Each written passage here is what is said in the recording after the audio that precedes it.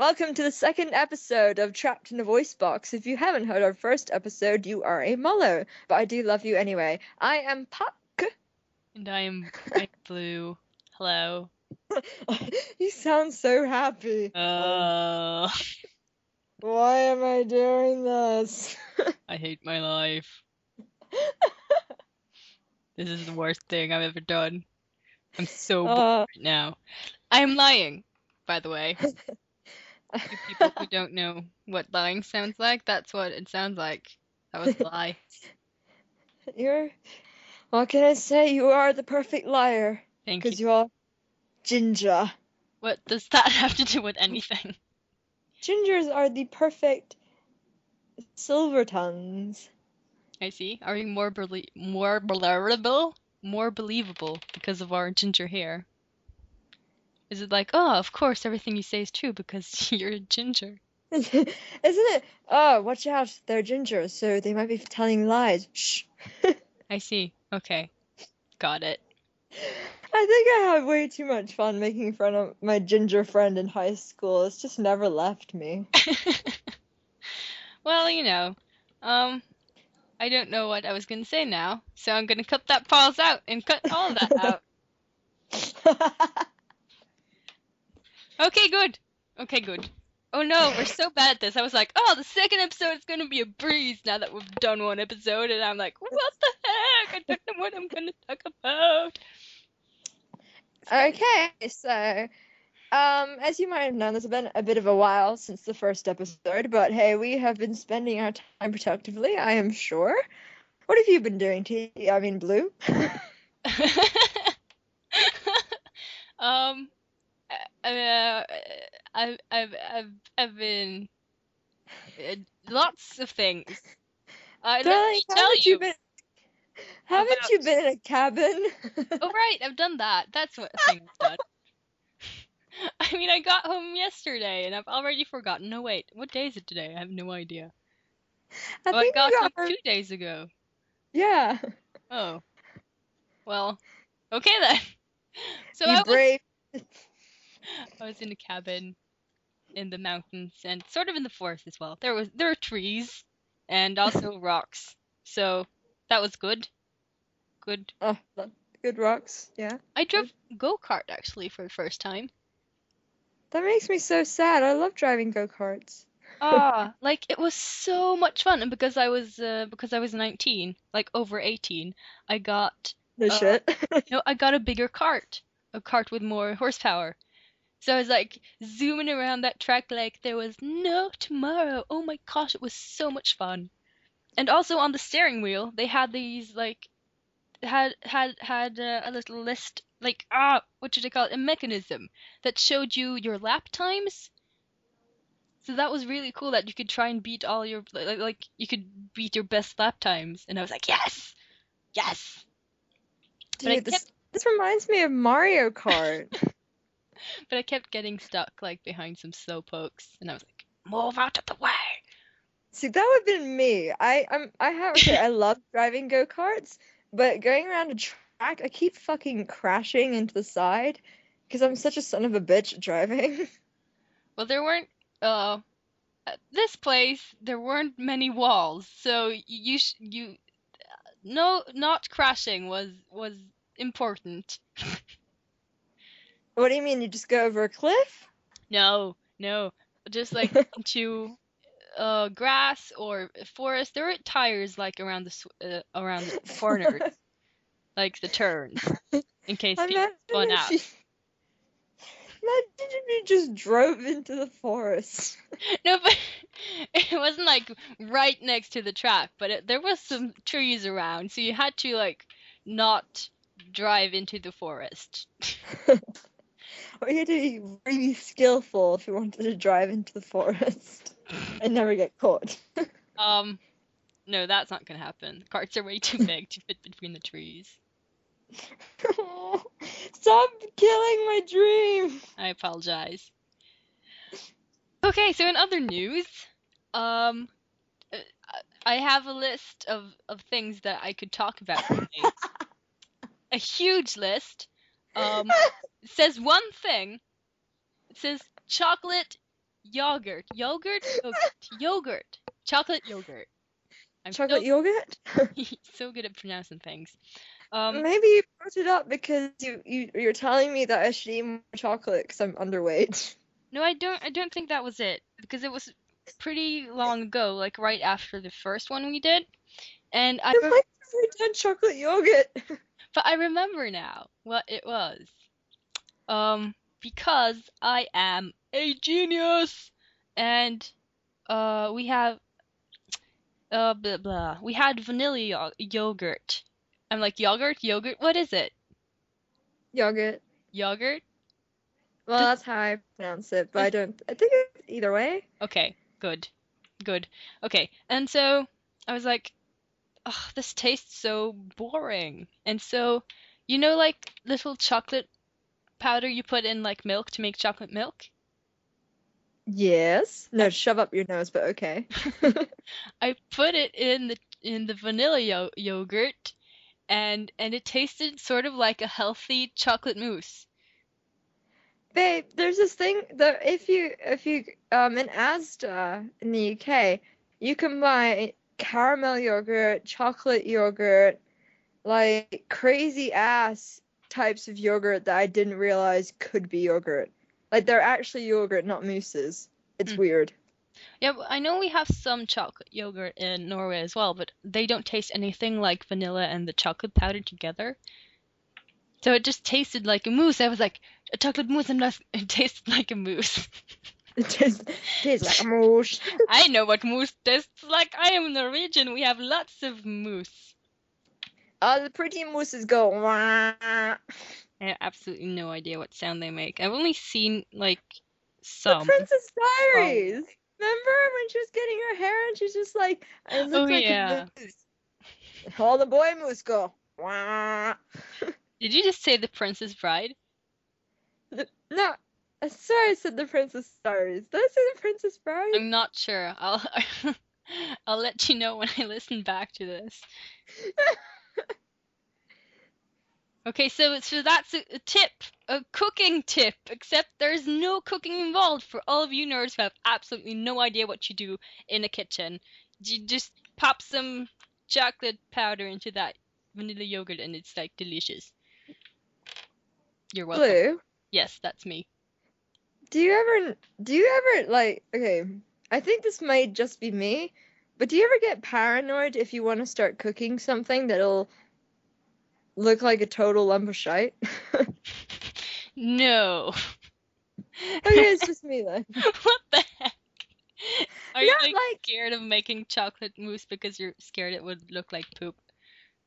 No, not literally like a lump of shite. Okay. But when I was in England, and maybe it may just be my paranoia because my roommate or flatmate per se was a real like neat freak, like overly neat freak, not normal neat freak like me neat freak, like total like blah, neat freak, you know?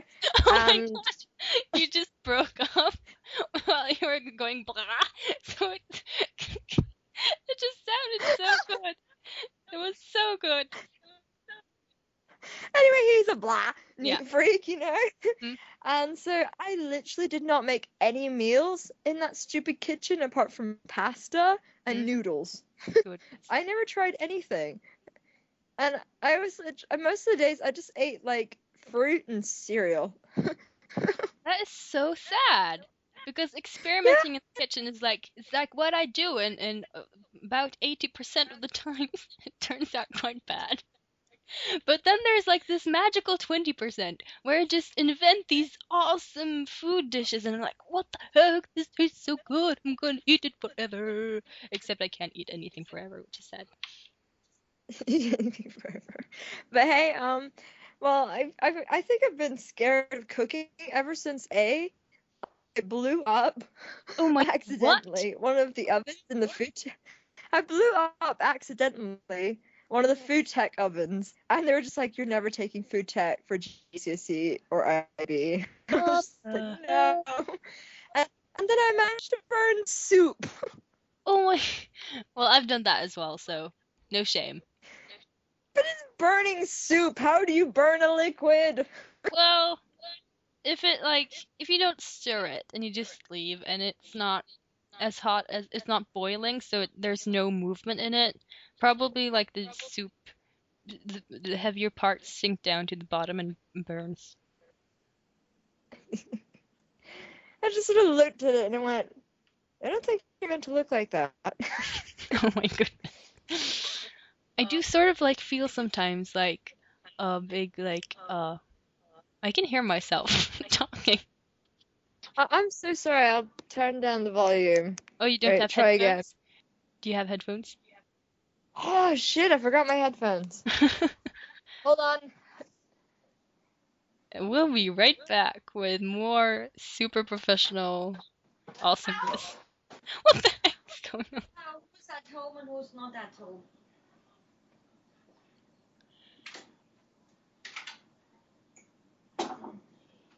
Hello? Is Johanna at home?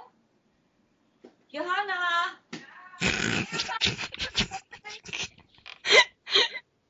What? We are recording!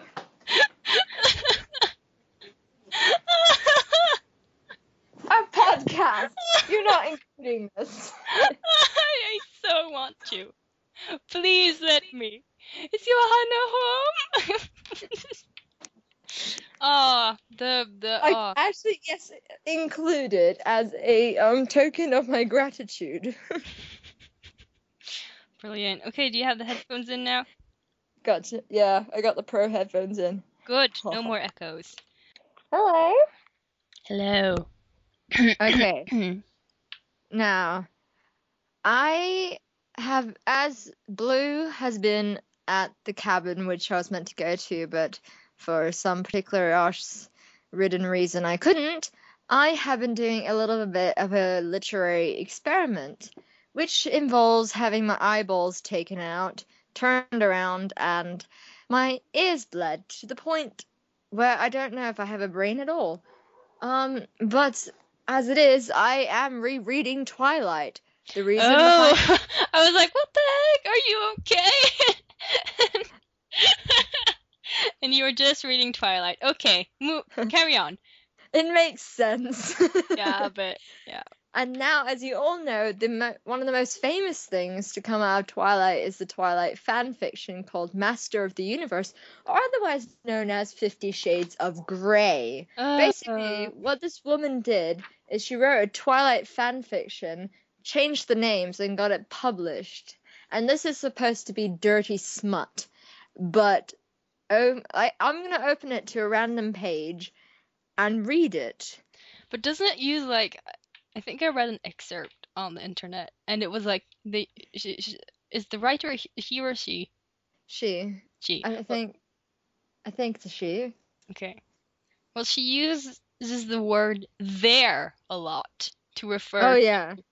to the womanly genitalia. The womanly genitalia. What? Jenny genitalia. I see just a lot of there. It's There. there. Okay. Well, thanks for pointing it out that it's there. It'd be Okay. kind of sad if it was missing. Oh my god, this is such a dirty. Okay, I'm not going to read that page, but I'm going to read this page so it doesn't really make any sense. Fuck, this is sexier than the toothbrush. I follow his orders immediately. Geez, can I touch my ankles? I find I can with ease. The t-shirt slides up my back, exposing my behind. Can I just stop you a little bit? What was the first sentence you read? This is sexier than a toothbrush? Yeah. Well, what isn't sexier than a toothbrush? Fuck, this is sexier than a toothbrush. That's all I think every time I bone someone. What the heck? This is weird. Brushing my teeth or having sex. This is so weird. Why is this book a thing that happened? How is this even a book? I'm kind of terrified right now, to be honest with you. I'm not sure why, but I am. And what the heck? What the heck? And I'm reading this as Bella, no, it's not Anastasia, Bella and Edward. So this is Bella Edward porn. I mean, think about it. What was the new names? Anastasia and Anastasia Steele and Christian Grey.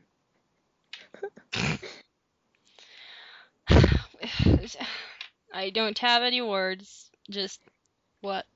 I had one word. It turns out it was what? What? What?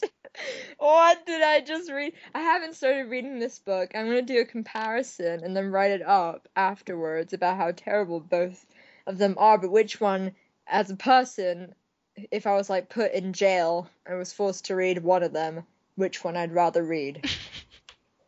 Erotic, amusing, and deeply moving, the 50 Shades trilogy is a tale that will obsess you, possess you, and stay with you forever to traumatize you for the rest of your life.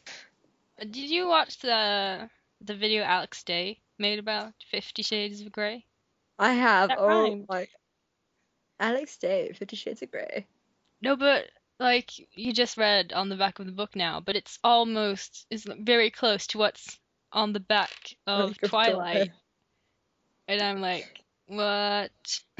Okay. Even dude, even the like the bit at the back, the blurb, is sounding like Twilight.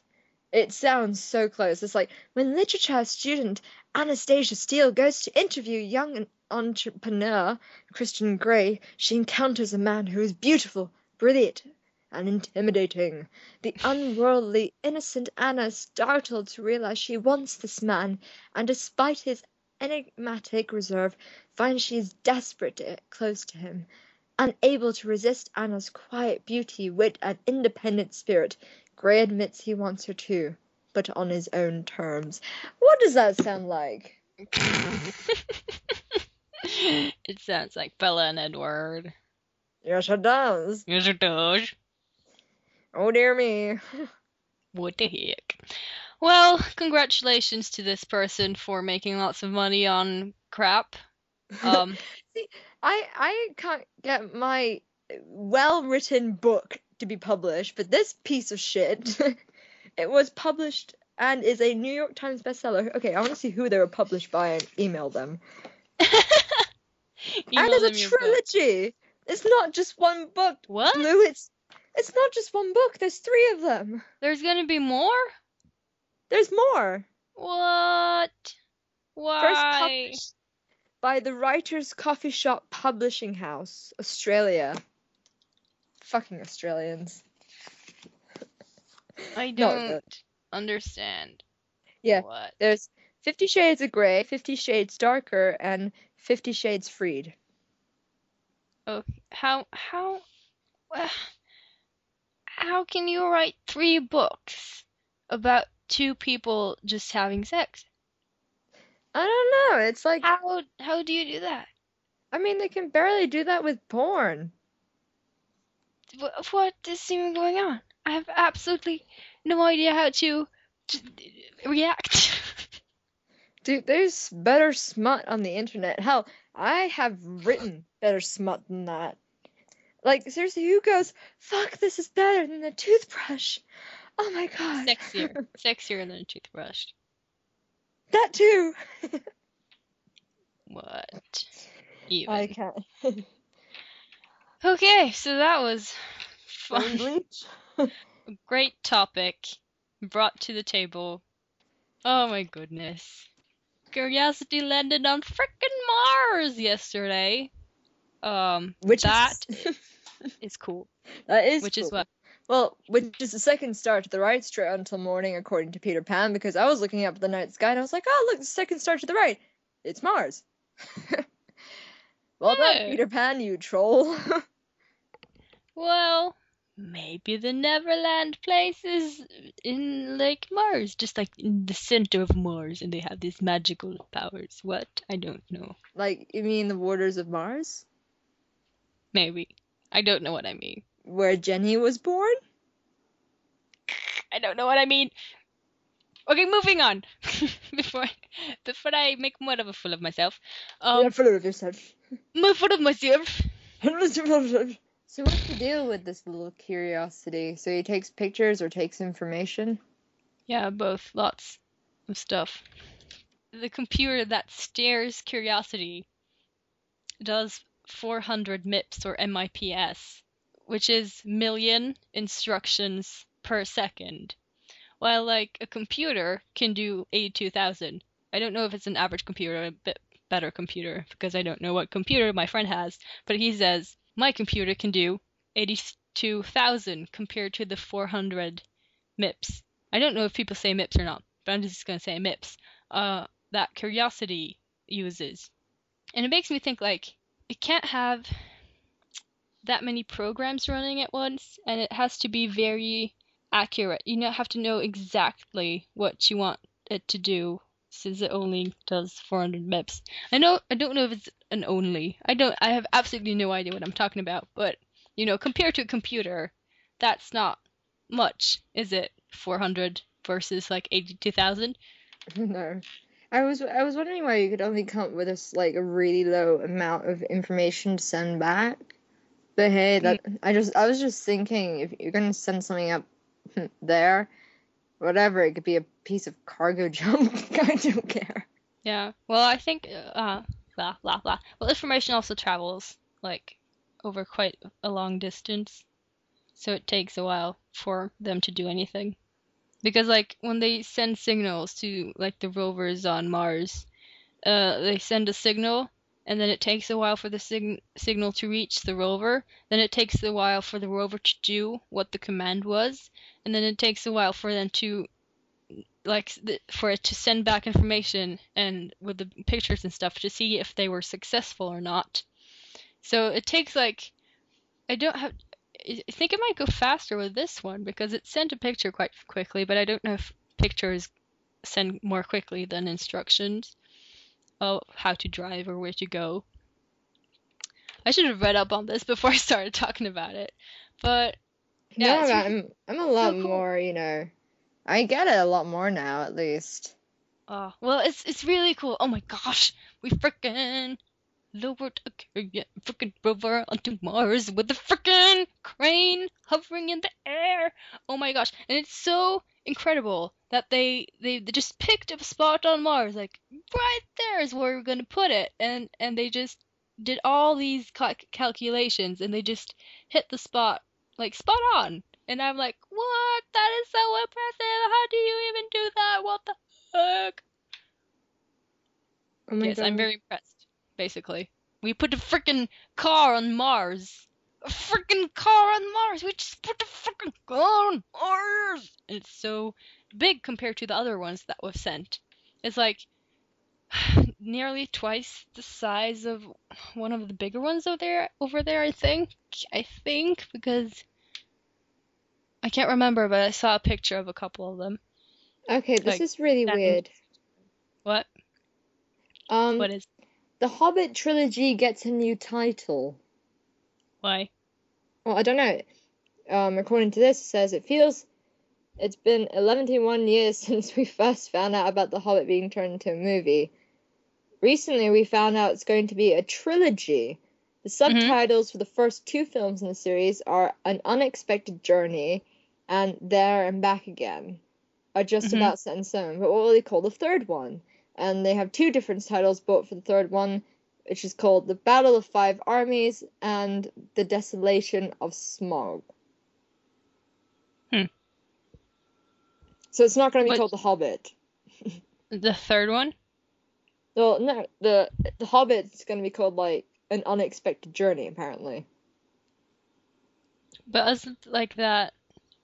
Well, the trilogy is called The Hobbit, isn't it? The whole trilogy. I'm sort of thinking it's like Lord of the Rings. That is called Lord of the Rings, but it has these undertitles, which is like Return of the King and etc. Yeah, but those titles belong to the book. So I'm thinking, what the hell are they coming up with this shit?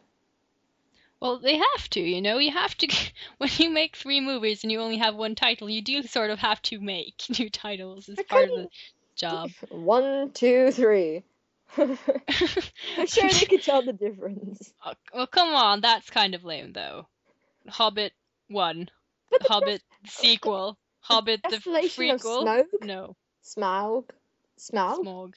Whatever it is. I say smog. Smog. Smog. Yeah, Desolation of Smaug.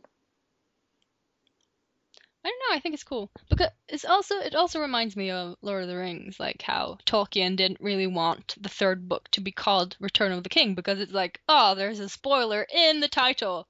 Because guess So it what? reminds me of that. King returns. Wow. It's like the ending is in the title. So that I don't know, that was sort of cool to me because it reminds me of Lord of the Rings and the ending. Oh crap. I'm okay. How are you? Good. But yeah, so I don't know, I like it. I like the titles. They seem good. I hope they're good. Terrified. I'm absolutely positive they will be amazing. And when we go to the cinema, we will just sit there and squee all through the frickin' film, and it will be the best. Party hard. You know what would make this film really awesome? What? Tom Hiddleston. Oh, you're such a Hiddleston fangirl. Hiddleston. Oh, I'm sorry. It's just like Tom walks into the.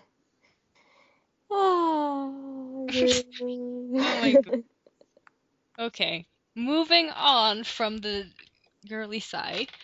I was wondering, like, because earlier you were talking about how you couldn't get a job in Hong Kong because most jobs require you to speak Cantonese. Yeah, and I know it sounds incredibly lazy. I know how lazy it sounds because I've lived here all my life, but I'm linguistically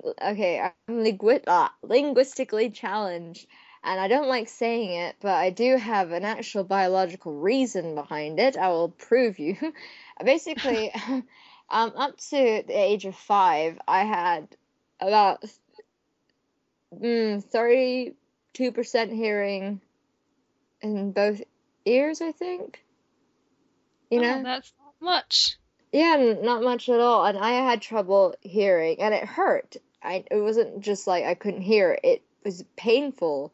So I went through this like crazy pain where I thought my ears were gonna start bleeding. And anyway, I got an operation when I was 6, I think, and my hearing got better after that. And then I had to learn English. You know, I knew English a little bit. I picked it up. It's not like I couldn't hear at all, but it was like I was behind in so much academically. Like it was like everyone had a head jump in front of me, and so I had to really catch up. But one of the things that I couldn't catch up on was being able to learn 2 languages at the same time, to be like just learn it in a dual kind of environment. I studied Spanish for something like crazy like 5 years, I don't know, and I only know how to say shit like how to get the waiter to come over. So, and Cantonese is such a complex language. It is. It really is. I mean, most languages, at least the lettering is still the same, but the letterings are not the friggin' same because, of course, they use symbols, right? And unlike Mandarin, their sentence structure is all over the place. Like, Mandarin I can get because the sentence structure, it makes more sense to me. But this sentence structure, it's like saying something like, it's like speaking like Yoda. Yeah. It is. So since they're so, and also like us, they have similar words that mean different things, but it's so easy to mix them up. Like, butt guy means parking shop, and bot guy means fall over in the street and die. Oh my goodness. So the amount of times I've told taxi drivers to fall over in the street and die. Oh no. It's oh my goodness. So the only job I could actually get here without having to speak the Cantonese language is to teach English. But I can't do that because, unfortunately, they're not going to let someone with a mental health background or someone who's still recovering from, as I am. Hi. Hello again. Okay. Continue your story. Okay, yeah. So basically, the only thing I would need to do to get a job here is to become an English teacher. And that's so easy because there are kindergartens waiting for it. There are tutors who need like English tutors, and there are places that, you get paid for like really highly just to go and teach. But the thing is, unlike working at a coffee shop, they will ask if you are stable with this, because it's not, which is fair enough. They don't want some crazy person off the street who might go totally ape on their kids, Mm-hmm. I mean, I know it's a general stereotype. I'm not going to do any of that. I'm not insane, but I see where they're coming from when they turn me down because of this thing I have. Oh, so you've applied to a couple? I did. Because basically my dad was like, "You're couch surfing," Mm-hmm. which I wasn't. I was working, but on my own stuff that didn't really gain wealth. So yeah, I see. yeah. Well, what So Cantonese yeah. do you know then? Gotta make you talk some Cantonese now. Oh, teach me some. That will be even funnier because I'll be even worse. Uh, Hold on, let me check. What, do you So I have like know. a little book that you carry with you that you've written down? No, I am better at Mandarin, funnily enough, than Fancy. fancy. Kool-Aid gets 小懂. What the heck? What does that mean? Have dug a small hole. How is that useful in your life at all? How? Please share. What the Oh my god. heck? Oh my god. Oh my god. What? Okay. Okay, this can't be right. What? 决口 means of a dike. Huh. Well, why do you have that written down? It's in the dictionary. Oh, you have a dictionary. Yeah, I was already imagining you with this tiny little book that you'd like written down little phrases that you needed to get by, and you just carried it around for when you needed it. Oh, get by. Okay. 例子啊, I'm trying to think about it. It's easier when I'm in like a taxi or I think. Okay, no problem. We'll make the environment. Okay, relax into a car, and you have lots of beads in your back, poking you right in the frickin' back. Okay, I'm a taxi driver. I have absolutely no idea how to talk Cantonese, so I'll just babble.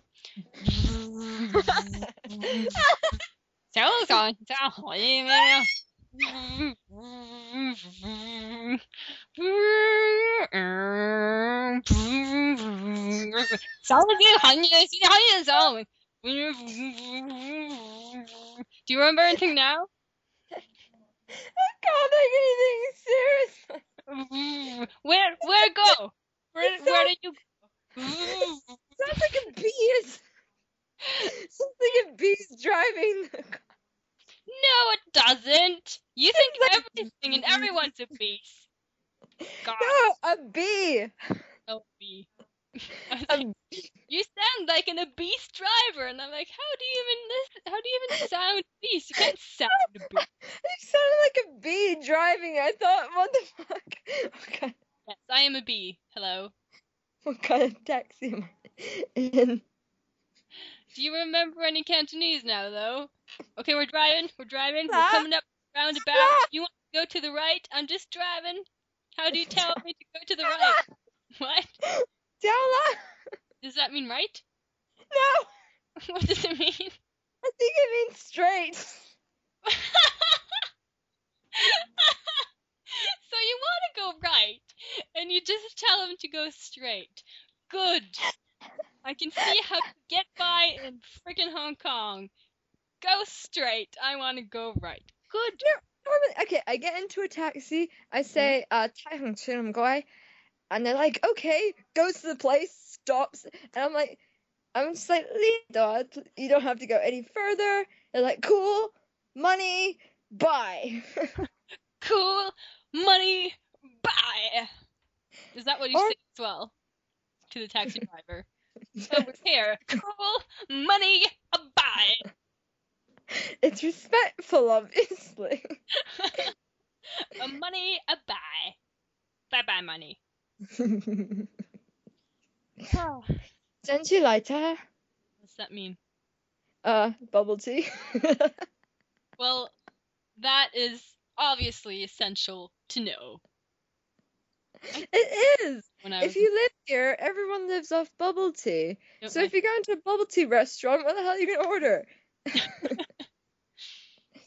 that's weird. They have like restaurants for just bubble tea. They do. Crazy. I don't like it. I love it. I do not like it. Even No. the tiny jelly blobs at the bottom, I don't like those either. So I didn't like any of it. I was like, oh, darn it. It looked so fun to drink. It's like, for those who don't know, bubble tea. Do you want to explain it? Bubble tea. Look it up on the internet. You will not believe your eyes. It is a Taiwanese drink that has taken over the world by storm, but you can only really get the culturally correct ones in Asia, because I tried the shit they had in the UK, and it was rubbish. It tasted like glue, No. which basically means it tasted like horse. Uh, Ouch. So yeah, I love the bubble tea here.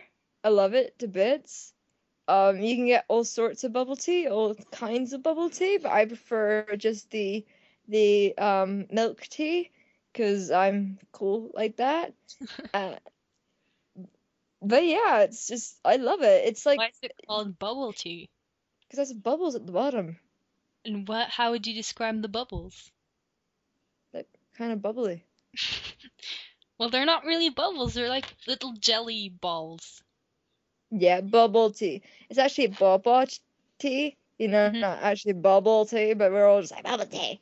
Oh my goodness, you almost sounded like Bulbasaur. Please do a Bulbasaur impression right now. Do a what impression? A Bulbasaur impression. Bulbasaur. No, but you were like Bulbasaur. I was like, you sounded like Bulbasaur. Bulbasaur.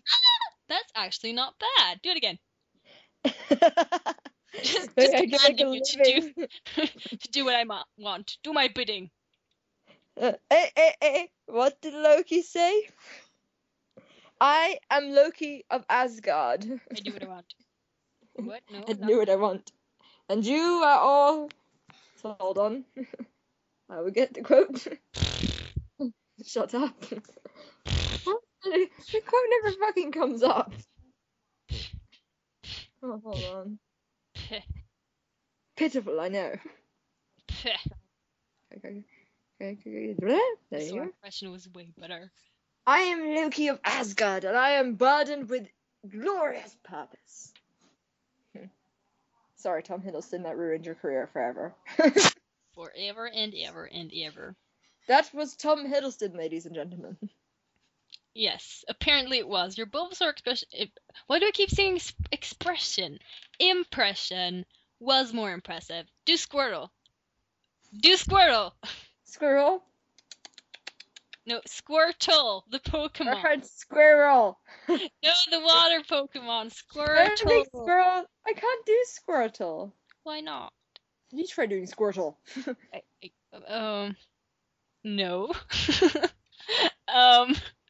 I'm terrible at making Pokemon impressions. So prepare to laugh your face off. Though that's not healthy. Keep your face on. Okay, Squirtle, Squirtle. Oh no, that's terrible. Squirtle, Squirtle. Oh, that's even worse. Squirtle. Squirtle. Squirtle. This is so bad. Squirtle, Squirtle. Squirtle. Oh, that was good. That was a good one. Do it again. Squirtle. Do Pikachu. Pika, Pika. Pikachu. You're so cute. You're so cute. Oh my gosh. Pika. Okay. I'm wondering Enough if I with could the still weird. do my impossible impression. You can do it again. Oh, go ahead. I used to be able to, and now for some reason I can't. Well, that is lame. I know. Hold on, try. Okay, no, I feel. Okay. Oh god, every time I try to do it, I just go. Ron, no. Shit, that was really awful. Ron. Get over here. Ron, quit fooling around. Holy cow! Holy cow! Do it again! Do it again! Ron, quit fooling around. Dude, you got your skill back. I got my skill back. Don't know why they're not hiring you because that's amazing. That's with I that used to just- skill you can do any job. I used to just I have this Kim Possible comic, and all I used to do was just read the Kim Possible lines. Oh yeah, I had such a great childhood. Good. Very good. Okay. You wanna do some more Wizard's Choice? Hello, Wizard's Choice, and hello, Wizard's Choice creator. We hope we didn't offend you in the past podcast, but that is fine. We will dignify ourselves now and respect your creation and your fat wizard. I mean, that's assuming he's bothered to listen to the first one or finish it or even I just blew away some dust mid-sentence. Good. But yeah, assuming he actually made it to the second episode, which is this, and also made it past the frickin' 50 Shades of Grey stuff, that's enough to scare anybody away. I was sort of scared sitting here. Yeah, listening. Freaking creepy stuff. Sexier than a toothbrush. Sexier than a toothbrush. Oh my god, trapped in a voice box. Sexier than a toothbrush. It's our name now.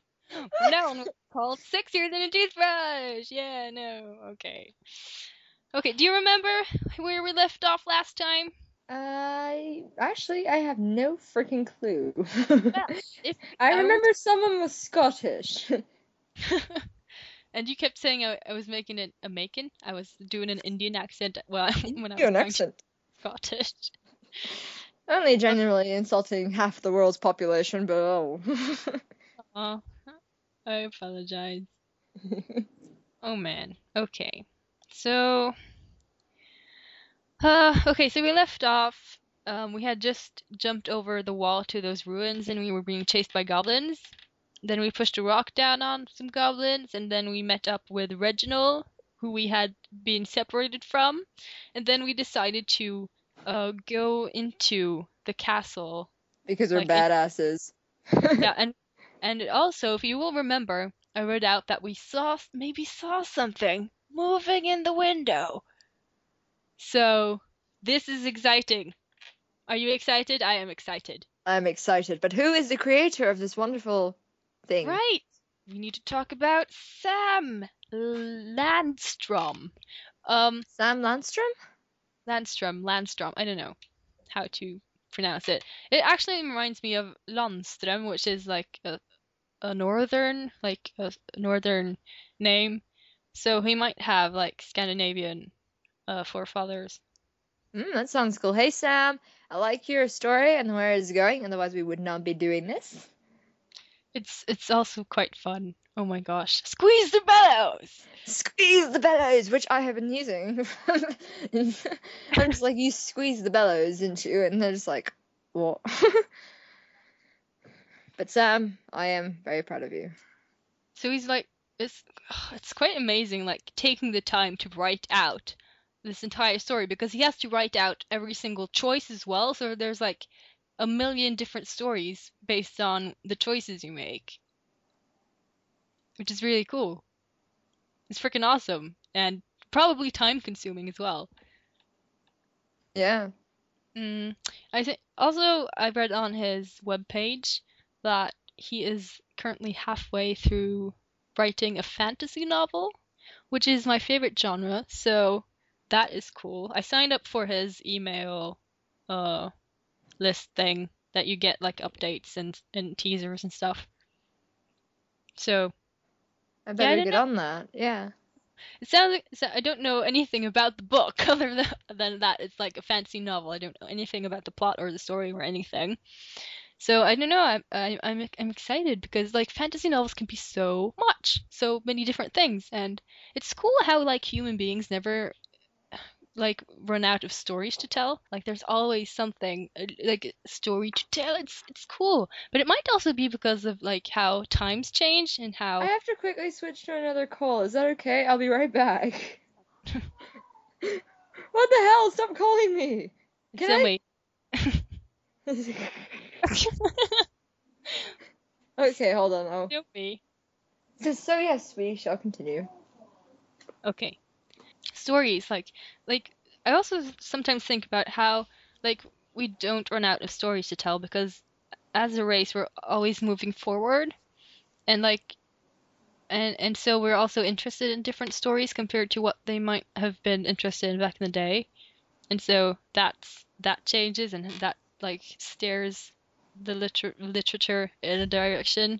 But still it's really I feel like it's more compared to like before when they didn't have sci-fi or fantasy or anything.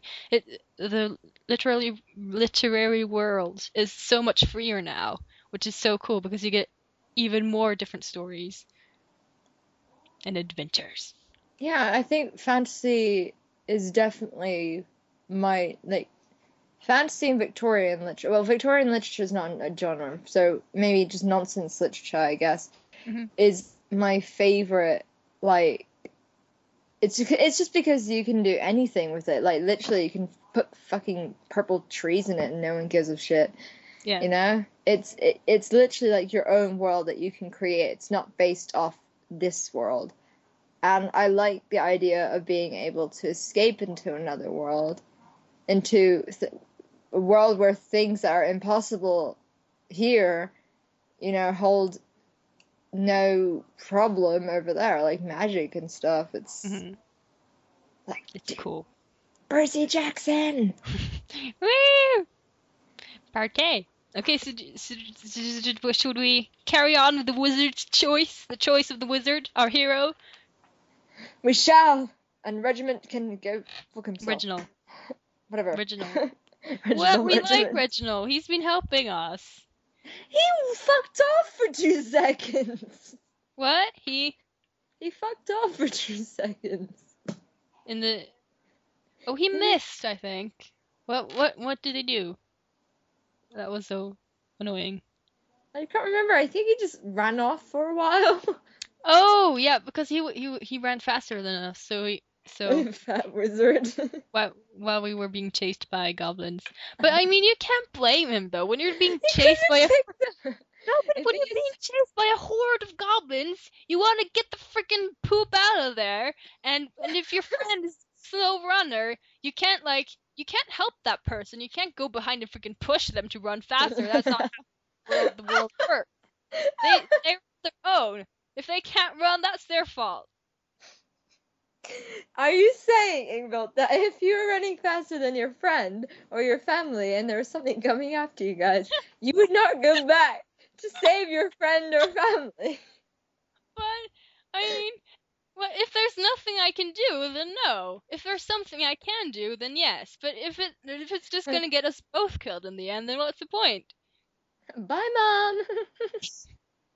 No, but if we're like in a situation like that for reals, and there's nothing you can do by running back to help a family member or a friend, would you? If you're so scared and you have like adrenaline pumping like crazy, and you're just running, you might not even notice. Maybe you didn't even notice that we were lagging behind because he was so filled with adrenaline and just focused on running. Because the fight or flight instincts, they kind of take over when you're being chased by freaking goblins. You know? Yeah. So I think we should cut Reginald a break because he came back. He just ran Yeah, but quite quick. seriously, Reginald, quit fooling around. Ah, okay. No, okay. I like Reginald for now. Okay. Okay. I'm on Team Fat Wizard who can't run. Scottish fat wizard. Scottish. He's been cool though so far. He's got some cool spells, like jump the wall spell. I Jump the want wall that spell. spell. Like it's so funny that it's not like even a jump spell, it's a jump the wall spell. So You know if what? You know what I'd really love to have? what? Jump the country spell. Ah, thank you, please, thank you. Give that to me. Yes, please, thank you. But knowing us, we'd have to go. Well, we'd have to plan the route because it's only jump to one country, so presumably it'd be the country next, and then Uh, you just have to continue. yeah. Damn True. it! Oh well, okay. Plus, if you jump to another country, do you like physically jump or do you just sort of float? Because if you have to jump, then you have to jump quite far and quite high as well. So you'd be freaking cold if you got like quite far up in the atmosphere You freeze and fall back down. and just fall back down as a lump of ice. Like, oh, good. And you just sort of no, you just sit on a plane and you're just like, this is. Oh my god! If I could have any power, it'd be get on a plane for free, and first class. But then you might as well just have like a teleport power. Oh, that's true. Teleport power. I need that. I mean, I can't choose between like teleportation, control over time because that's so cool, or mind reading. Probably not mind reading because it's kind of cool, but it's also kind of scary being able to read other people's minds. Yeah. Sometimes you just don't want to know. Yeah. Yeah, but Uh, teleportation or like telekinetic how stuff. about transfiguration? What?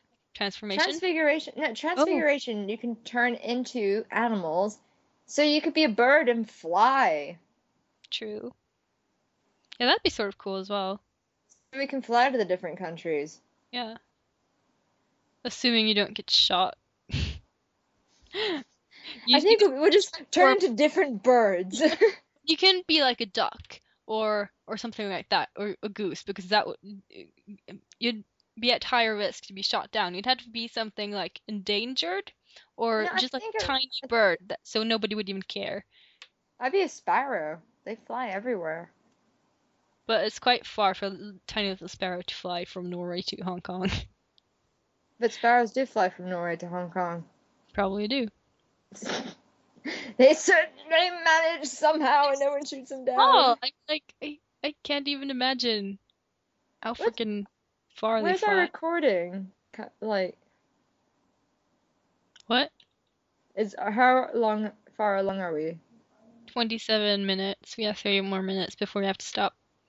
Yeah, don't you have a little timer on your screen on how long the No. conversation has been? Nope. Oh, yeah, now it does. So just keep an eye out for when it turns to 30. I can actually just hang up and just start the wizard's choice. Can we take a break? I'm gonna go nom. Okay, we'll take a break. Yay! Now for a short intermission, brought to you by Fat frickin' wizard. what? Okay. Fat horse. Fat wizard. Okay, go eat some food. Goodbye. Bye. Hello. Nom, nom, nom, nom. Damn you and your crackers. What did you eat? I didn't eat anything because I realized everything's probably poisoned. What? Everything's probably poisoned. Sorry, I was trying to do an Alan Rickman and it kind of just came out. Okay. I'm eating fish and crackers. Where's the crackers, Gromit? I don't know. I mean, woof, woof, woof. I'm just gonna swallow this and then we can continue. Yeah, if you swallow, don't die. If you swallow. Oh god. That stupid book. Oh. Oh. Chewy, chewy. Hey, fat wizard. I'm chewing. I'm waiting for your Scottish accent. I'm doing my best to get into character, okay? I'm trying to become a fat wizard. So let me eat. Feidi la. Mm, Not you. I'm just gonna. Can you hear that? Yeah. I'm just gonna do the intermission jingle. Intermission jingle, intermission jingle. This was an intermission, and now it's over. Back to the podcast. Okay. So I keep putting off the wizard thing, but before we continue, there is something we need to address that I just realized, well, that I just found out about while you were eating. Okay. It's a parody book that's just recently come to the bookstores of 50 Shades of Grey, and it's called... Oh, I've heard of this. You have 50 Shames of Earl Grey, and it also has a silly author name, Fanny Merkin, and in like parenthesis under it says also known as Andrew Schaefer, parenthesis ending. And I'm just gonna read the first paragraph that I found. Oh my god, the first paragraph is fucking hilarious. So funny. Okay. I growl with frustration at my reflection in the mirror. My hair is 50 shades of messed up. Why is it so kinky and out of control? I need to stop sleeping with it wet. As I brush my long brown hair, the girl in the mirror, brown eyes too big for her, stares back at me. Wait, my eyes are blue. It dawns on me that I haven't been looking in the mirror. I've been staring at a poster of Kristen Stewart for the past 5 minutes. My own hair is fine. So, kind of pointing out how 50 Shades of Grey is kind of Twilight fanfiction. A parody. Yeah. Not even a parody, like, it's... This I might actually want to read, this book. I don't know. I'll read that after I read the 50 Shades to save my brain. Ah, yes, brains. Good to have. But not so much when the zombies come around. Then you just say swagger, and then the zombies will just go by you know, because I'll be like, this is my brain. Oh, okay. So, where are you? Are you not in your room anymore? I'm not. I'm downstairs, unfortunately, where everyone seems to be talking the loudest they can possibly talk. It's like magic. Okay, so we're just gonna have to put up with the background noises then. The talking people. We could try and intermingle a bit of like happy. Think of like Sims music, just like Sims music, just in the background. Sims talking in the background. Okay, are you ready to do some reading of the Wizard's Choice? Choose some choices. Let's do this, wizard. Okay. So I summed it up earlier. Earlier is a hard word for me to say. Earlier. I'm sorry, Norwegian. It's my excuse for everything. Every time I get something wrong in English, I'm like, I'm a Norwegian. I have excuse. Which is funny. Okay, anyway. Okay, Wizard's Choice opening. Okay. Oh my goodness, I can't remember how I did the Scottish accent. I have to get into the accent again. Ow! Enough. Okay, What? hold on. Okay. I'm recording! So many things happening! Say I love them. Tell them I love them. T says she loves you. Who?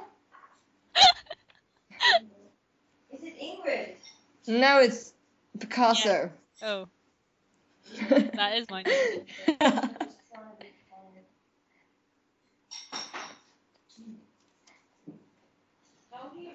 you like the pineapple on it?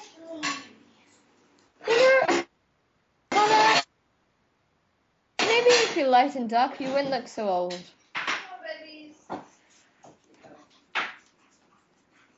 I can hear the dogs going by. Yeah, the dogs are going Wookiees, which is why everyone's like loud, clangy. Oh, so they're leaving? Yeah. Okay, you might as well just wait a little bit before you start reading. I'll eat another cracker. Stop eating the crackers! I love them!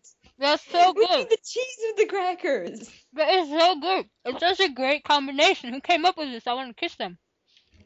Wensleydale. Nom nom nom nom.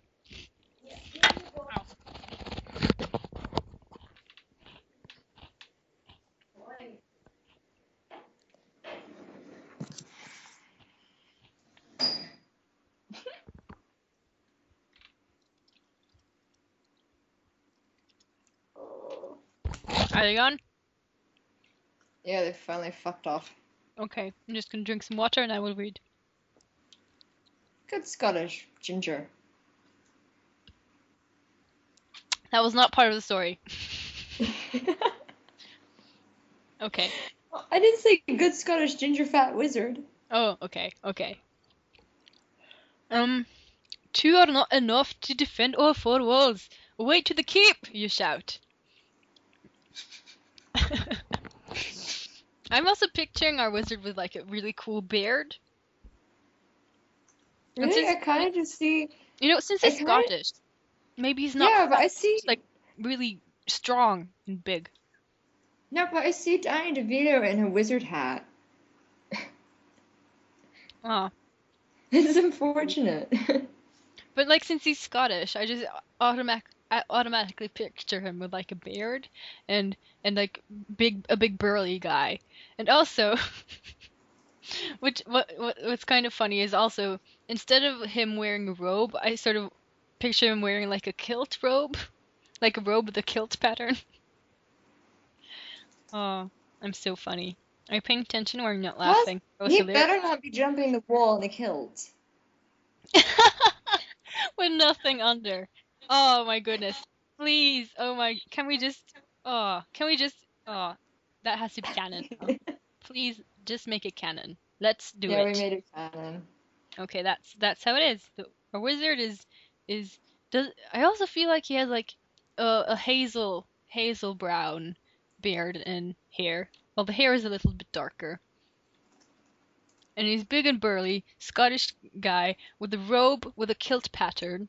Doesn't wear anything under. But wait. Is the robe sort of like short as a kilt? Because does the robe only reach to his knees instead of the ground?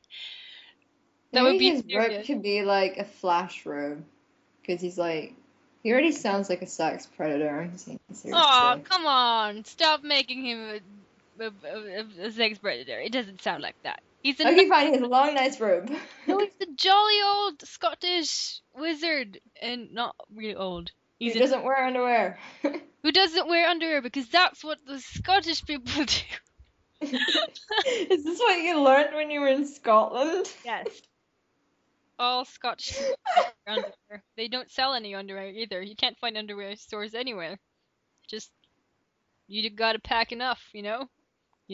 Yeah, that's how it is. Okay, I'm just gonna continue. Two are not enough to defend all four walls. Away to the keep. Okay, so it's not a castle, it's a keep.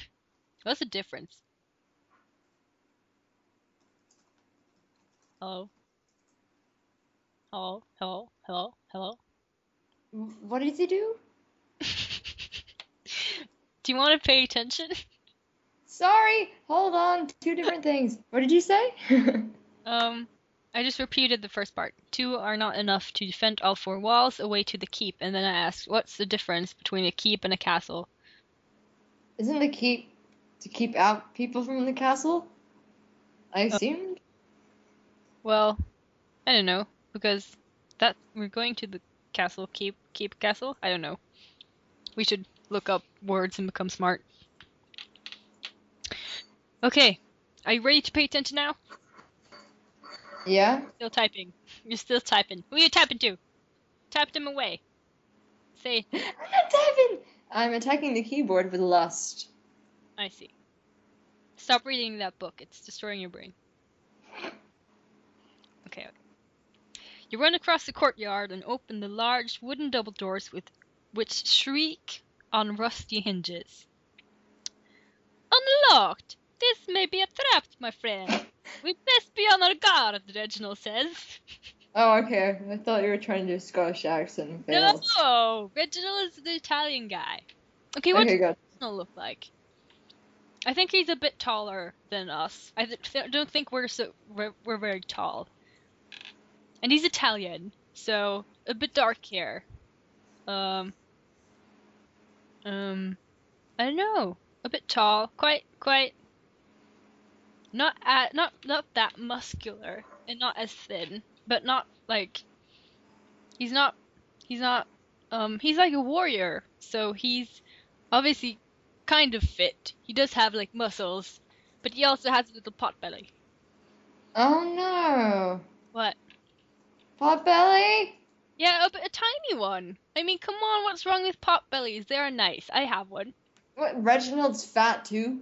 No, he's. Are you paying attention? You just said pot belly and Italian. That's not all I said. I said he's a warrior, so obviously he's very fit because you have to be able to lift those heavy iron swords and be able to swing them. So he's obviously like strong and stuff, but he also has a little pot belly from drinking beer and having fun in the taverns. Ew. I mean, you can be strong and still have a pot belly. I mean, you don't have to be like super fit and muscular and not like have any fat. Like if you have the tiniest bit of fat, that means you're not like strong or stuff. And I mean, who doesn't Okay. have a belly? Everybody has one. Okay, fair enough. Everyone has a pot belly. Yep. Was that me? Except you. Ow. Okay. Once inside. Okay, so it might be a trap in the keep. Once inside, Reginald slams and bars the doors. Bless you. The entrance chamber is large with a high vaulted ceiling. The stone walls are cracked and flaking. The ground is strewn. Is that how you pronounce it? Yeah, strewn. Okay, strewn with loose rubble. The air is stale. Aside from the double doors behind you, there are closed wooden doors on the north, east, and west walls. It is not long before the front doors begin to rattle violently.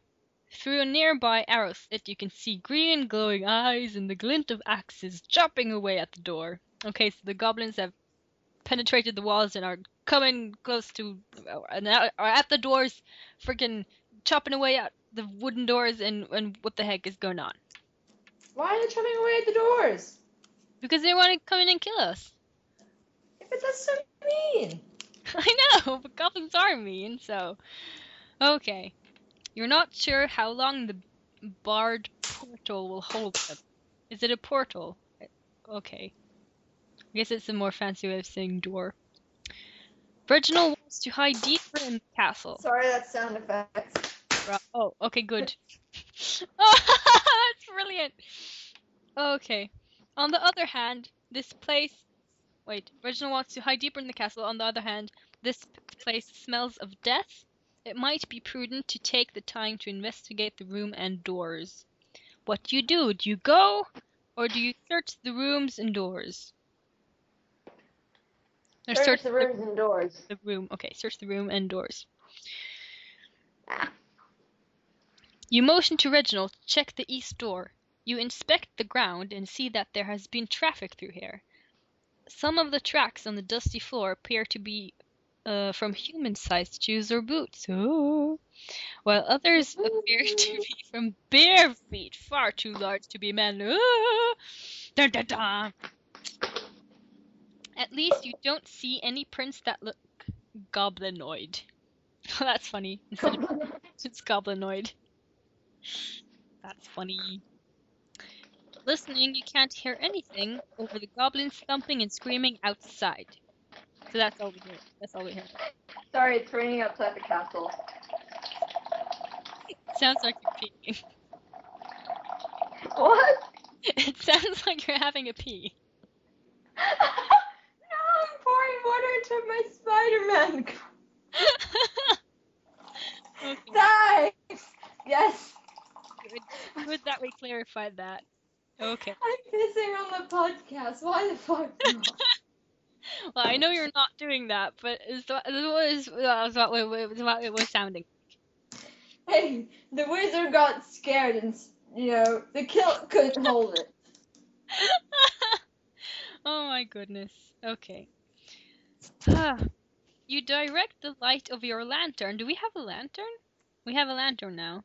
At the northern door, and are about to take a look at the eastern door when you stop.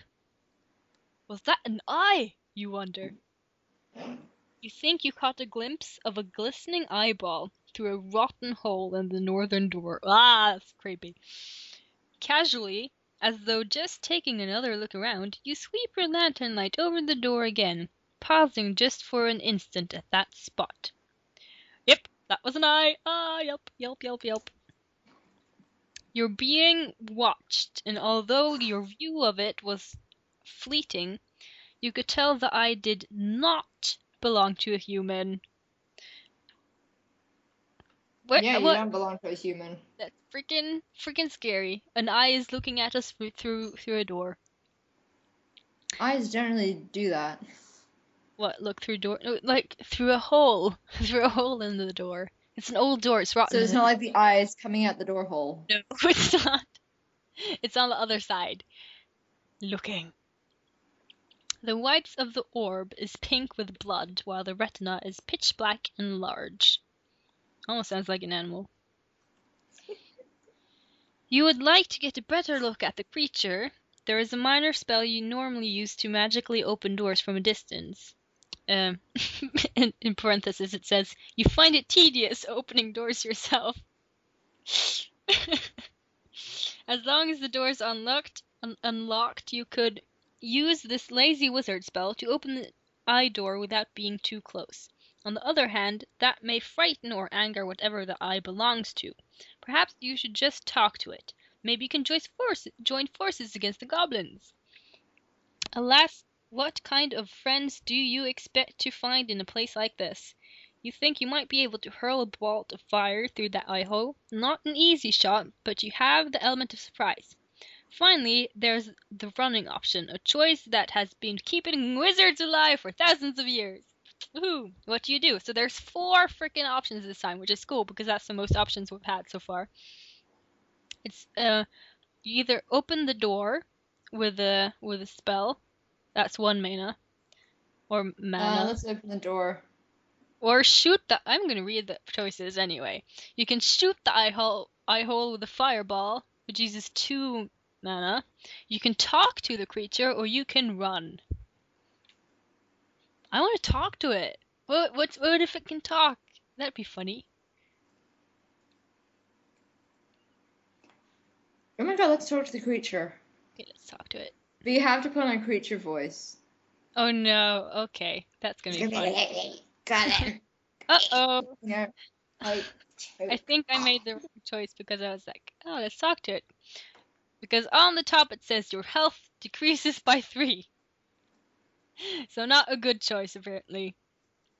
You muster your courage, face the door, and raise your voice to be heard over the pounding and shouting of the goblins. We mean you no harm. We wish only... Wait, we mean you no harm. We wish only to... Crack! The door explodes open. The light of your lantern streams into the doorway to reveal a huge, pale monster. It is naked and hairless, with the exception of the pubic area, which obscures the gender of the creature. One small mercy for an otherwise damning sight. Sam, what were you thinking when you wrote pink, human, naked, doesn't shave? Not human. Well, no, it's okay. It sounds rather human. Or it sounds like my shoe, except my shoe doesn't have a pubic region. Okay. What small mercy for damning sight. Of course, whether this is a lord or lady monster is the least of your concerns. The giant spiked club it grasps tightly in one hand, and the melon-sized rock it holds in the other is at the top of your mind. Ah! No, Reginald is gonna curse again. Last time he said Neville's scat, and now it's Neville's tongue. I mean, Neville's tongue. It's an ogre. So it's an ogre. It's an ogre. So, how he knows this you do not know, but you are willing to take his word for it. The ogre hurls his stone straight at you. You duck and avoid having your head caved in, but the stone still grazes the top of your skull and you see stars. Ouch.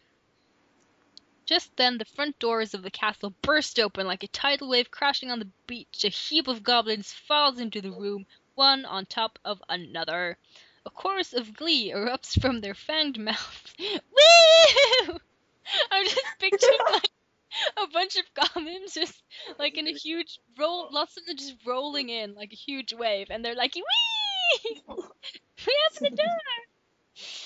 Oh my goodness. Meanwhile, the ogre roars in rage, picks up another rock, and hurls it at the first goblin, striking it in the chest with such a nasty crunching sound that you know the goblin will never get up. So he killed the goblin for us. That's nice.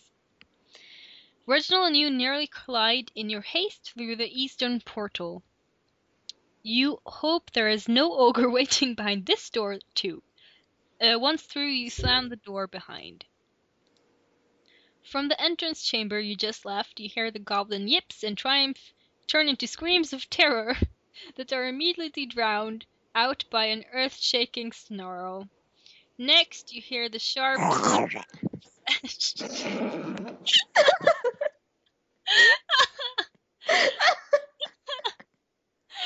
Oh my goodness. I'm sorry I had to put that in.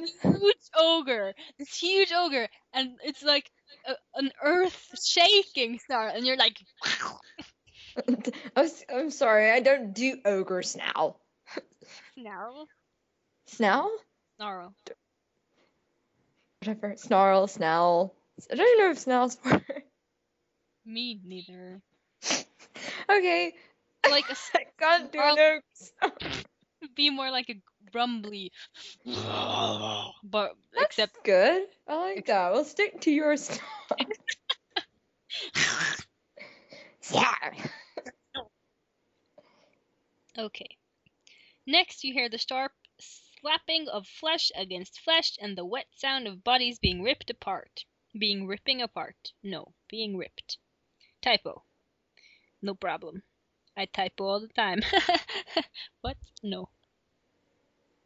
You run. What?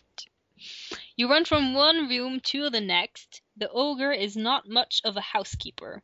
The castle is full of giant cobwebs. I thought it was going to say the giant is full of giant ogre poop. Just lying around. But no, that's not it. It's giant cobwebs and broken up furniture. I really Finally- hope Sam isn't killing us by our interpretation of his fantasy novel. Well, I mean, to be fair, that's what like books and stuff are. You know, you get to picture it the way you want it to be pictured in your brain. What? That's not a sentence. Well, it You is. mean as sexy as a toothbrush? Yes. Yes. Yes.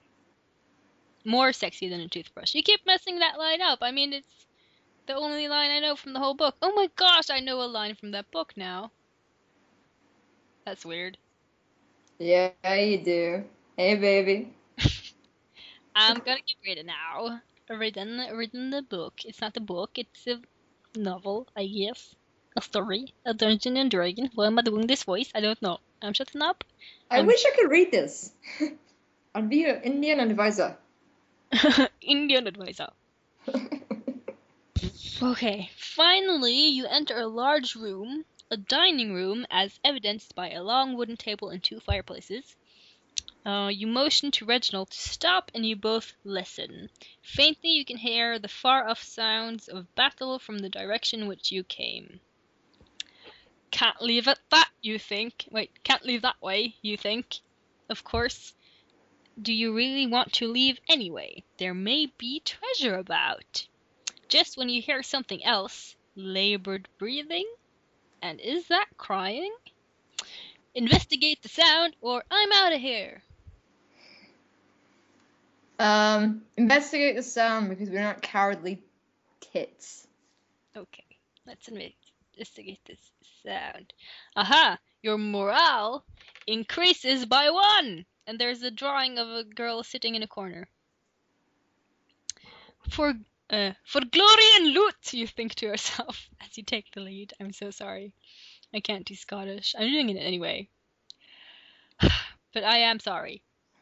The sound seems to be coming from this very room. You creep over to the other end of the dining hall, and you see a young woman in a dirty, tattered dress sitting on the ground, chained to a fireplace, rocking back and forth, sobbing.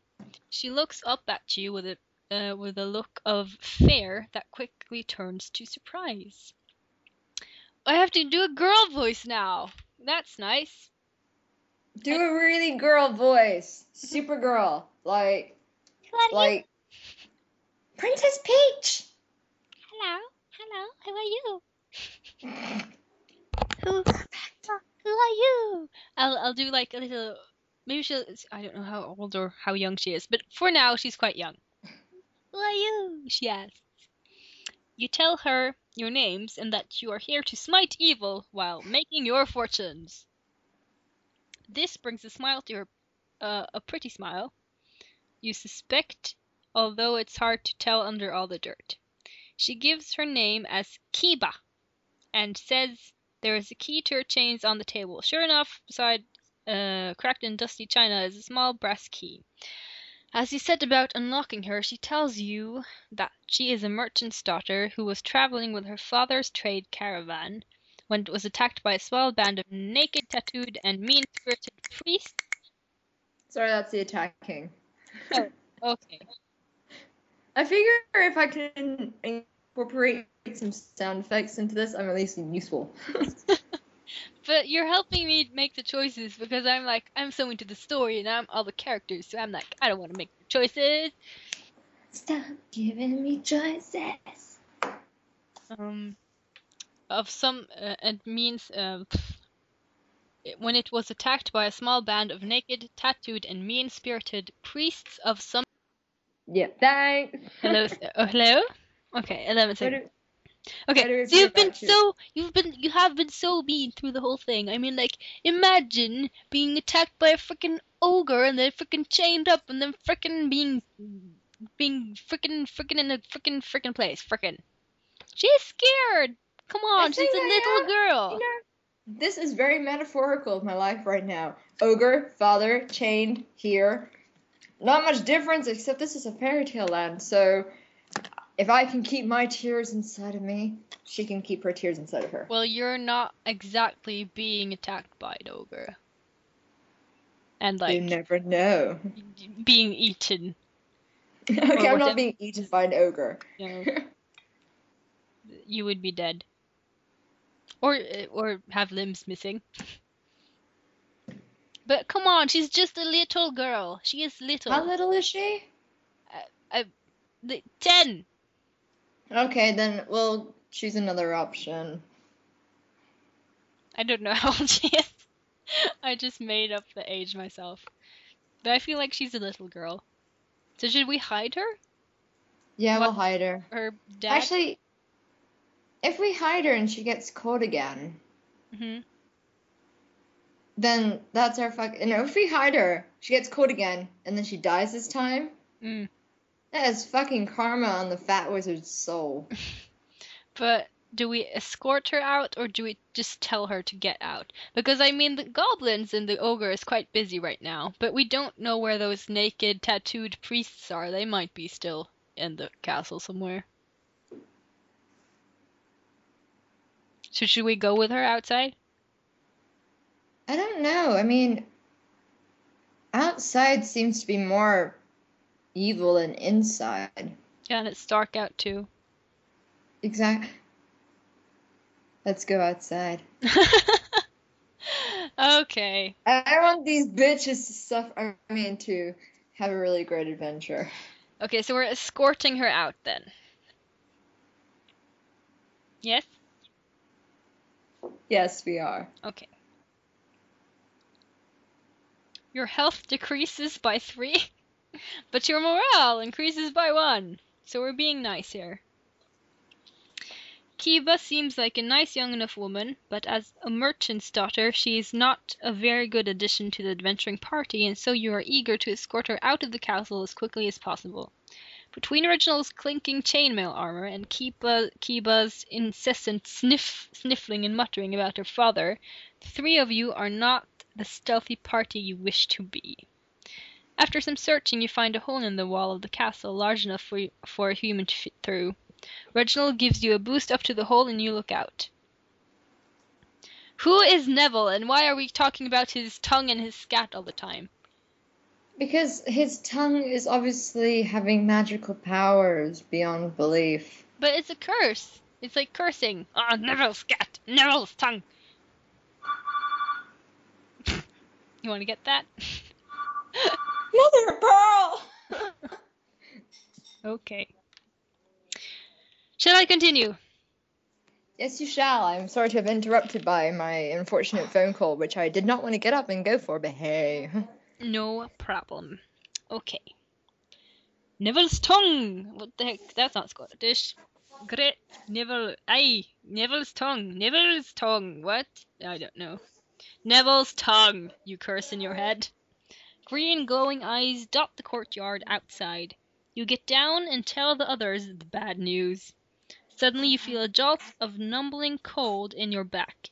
You cry out in pain and turn to see a cloaked man, barely visible in the shuttered lantern which he is holding. He is pointing at you with his other hand. Perhaps he is one of the evil priests Kiba spoke of? As you slump back against the wall, Kiba cowers in the corner with a table leg clutched protectively in both hands.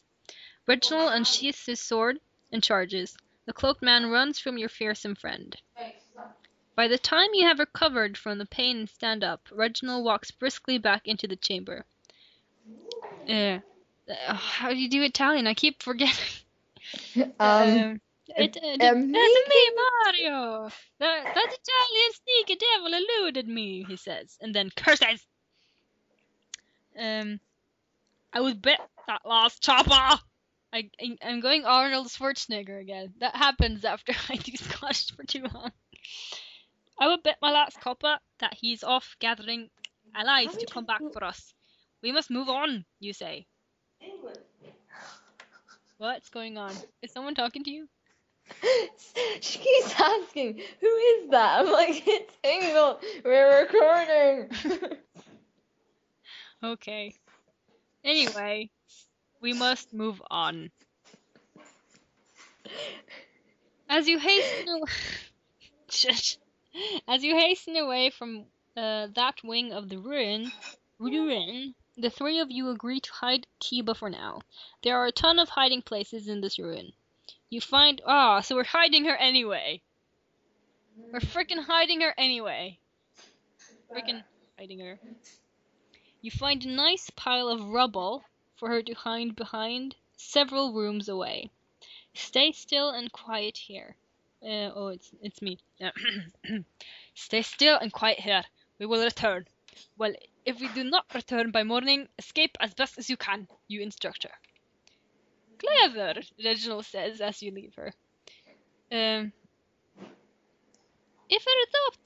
her abductors find her missing, they will not expect her to remain in the castle. With luck, they will leave the castle altogether to search. And we can explore unhindered, you say, with a smile. The castle is quiet and dark. You walk into a wide hallway that branches in two directions. One direction is covered in a thick layer of dust, while the other appears to have a decent amount of traffic. You decide that it would be wise to get a lay of the land before looking for any trouble. Less monsters, more treasure, or at least you hope. Down the dusty hall you go. You have kept your lantern hooded, only allowing slivers of light out. After all, you want to remain stealthy. However, the way is dim, and you find yourself tripping over rubble and odd bits of furniture. Do you keep the lantern hooded or unhood the lantern? Keep the lanterns, Hooded. Yeah. I think the same, because if we unhood the lantern, and then suddenly there's tons of bats up in the roof and we disturb them, I'm like, no, thank you. Good choice. No, apparently not good choice. Your health decreases by 2. We're getting freaking killed. You take it slow in the dark. Still, you stumble a few times, but at least you're not shining like a lighthouse to all your enemies. Soon the cobwebs thicken, and what's this? You find yourself stuck in one particularly beefy strand of web. You take the hood off your lantern to better appraise the situation when you suddenly feel something heavy land on your shoulders. Oh no. Spider! Reginald yelps. His sword is out and he swings it down hard on top of you. Presently, your back is covered with a greenish oozing spider blood. Blah blah blah blah. The monstrously large spider is black with long matted fur. It now lies motionless on the floor. Reginald unhoods his lantern and plays the light on the ceiling above. There are no more spiders, just thick webs dotted with small silky cocoons that you suspect might encase rats or other small prey. Now that the immediate crisis is over, you notice you're in pain. Reginald, who has never been a lover of spiders, cut your shoulder in his zeal to kill the thing. You don't hold it against him, you meant well, and it is far better to get a gouge from a sword than an infection of venom from something like that. Alas, you finally succumb to your wounds and collapse. The last thing you see before leaving this world is the god of death grinning at you. We freaking died! How did we died? We died! How? I know how. I was listening, but I thought we did everything right. You were right about Reginald all along. He freaking killed us. He tried to kill the spider that was sitting on our back, and instead he killed the spider, but he also dug his sword into our shoulder, and we die. How did we die? Because someone hits us in the shoulder.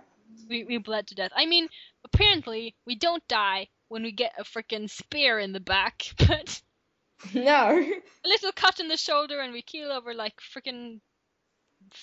I don't know what keels over. Like mice and men. Right. What do we do now? I was like, oh, we can do this for lots of episodes, and now we have to start over if we want to keep doing it. Oh my god. Wait, we'd start from the beginning? Yeah. Oh my god, we died. Bag of wank. I mean, I could probably just choose all the same choices that we've so far, and then we could... I don't know where we went wrong. I don't know. Maybe it was getting out the castle. Who knows?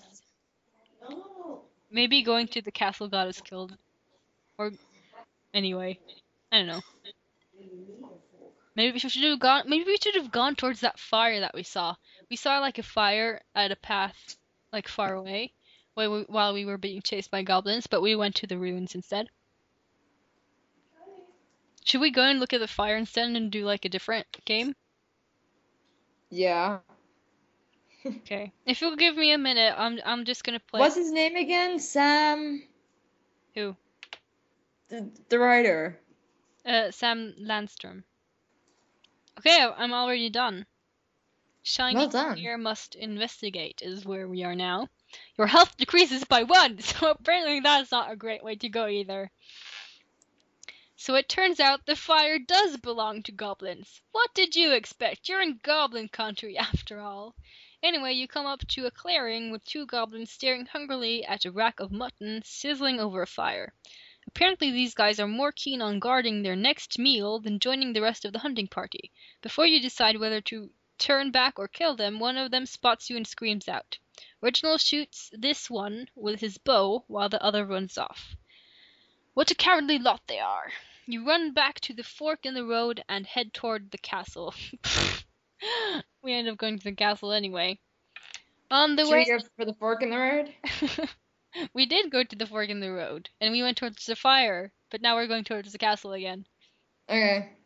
On the way, you hear a whistle in your ear, then another, and you feel a sting just above your hip. They do have bows.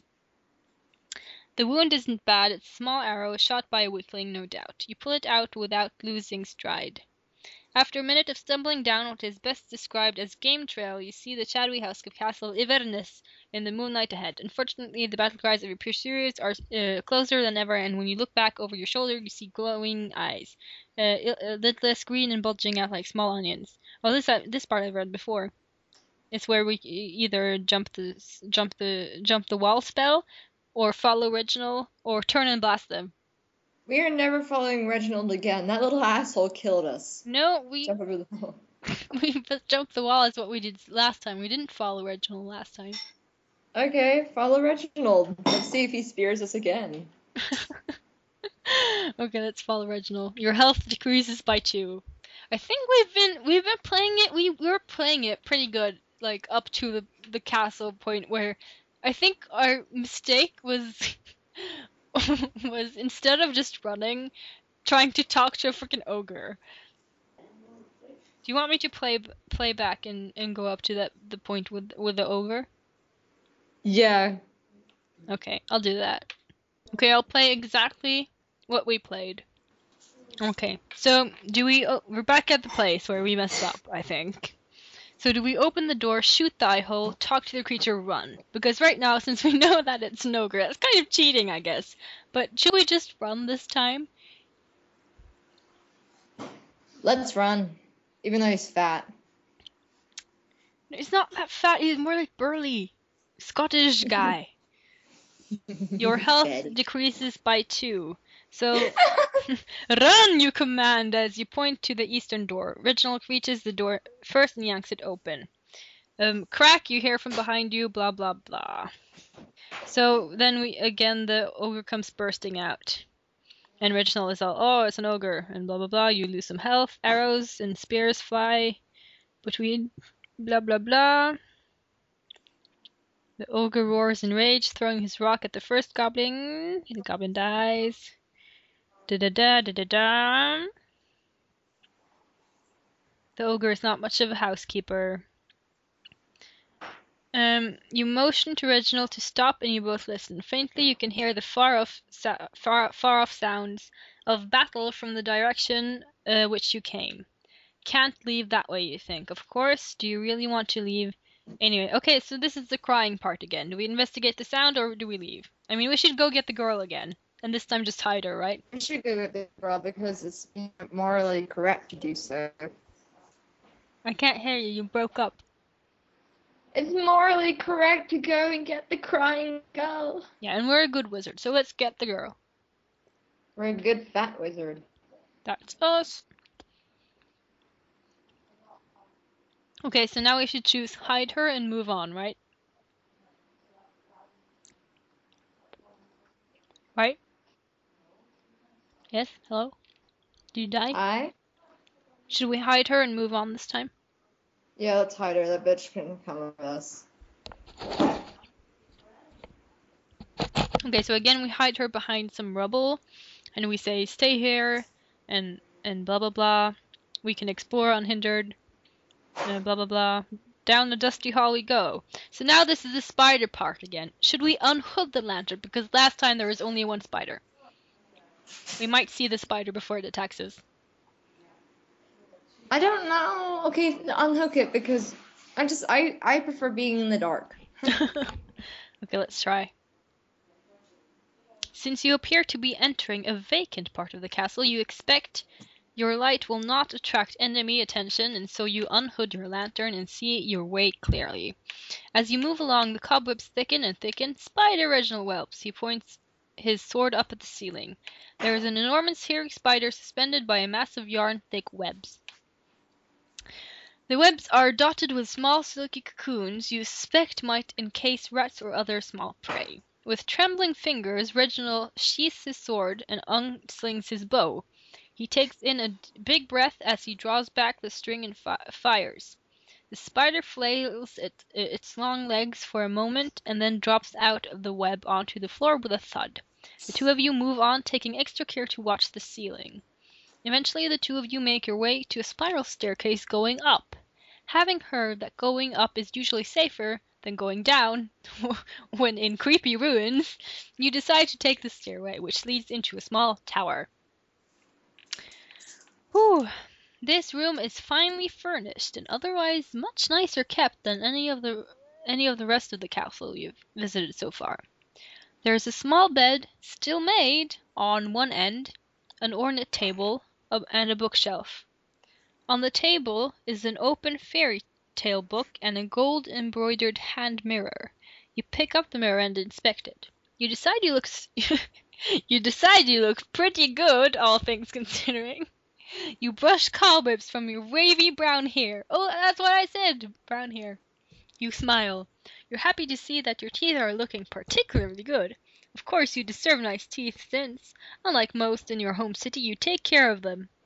Oh, that's nice. We're a wizard with good hygiene.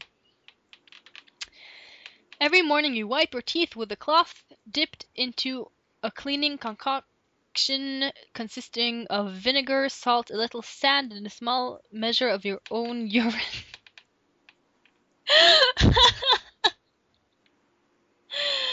Oh my goodness. And a small measure of your own urine. We are cleaning our teeth with urine. I take back the good hygiene wizard thing. Sparkly! You are about to pull yourself from the mirror and put it in your backpack when you see in the reflection a translucent skull with thin wispy hair just behind you. You spin around and see her. No longer a skull, it is a young girl floating a few feet in the air, a ghostly face fixed on you.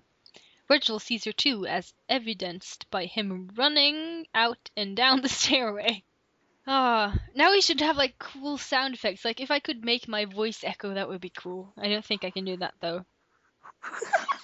Hold on.